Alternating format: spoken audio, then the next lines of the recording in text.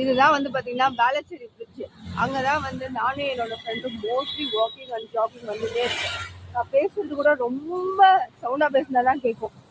ஏன்னா அந்த அளவுக்கு வந்து பாத்தீங்கன்னா டிராஃபிக் சவுண்ட் இருந்துகிட்டே இருக்கும். இந்த இடத்துல இருந்து பார்க்க வியூ வந்து வேற லெவல்ல இருக்கும் மக்களே, உங்களுக்கே தெரியும்.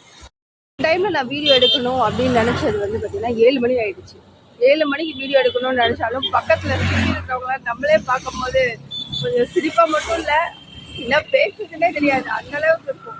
ஏன்னா நம்மளே பார்த்துன்னு இருப்பாங்க. நான் மட்டும் தனியா தான் இருக்கிறேன் அந்த இடத்துல இருந்து சன்லைட்லாம் வரும்போது போட்டோ எடுக்கிறதுக்குலாம் பக்காவா இருக்குங்க. ஆனா இப்போ வந்து பாத்தீங்கன்னா சன்லைட் வரவே இல்லை. நான் வந்தது லேட்டு போல இருக்கு, அதனால சன்லைட் வரல. நம்ம சென்னையா இவ்வளோ அழகா இருக்கு அப்படின்னு சொல்லி சுத்தி சுத்தி பார்க்கலாம். அந்த லெவலுக்கு பர்ஃபெக்டா இருக்குங்க.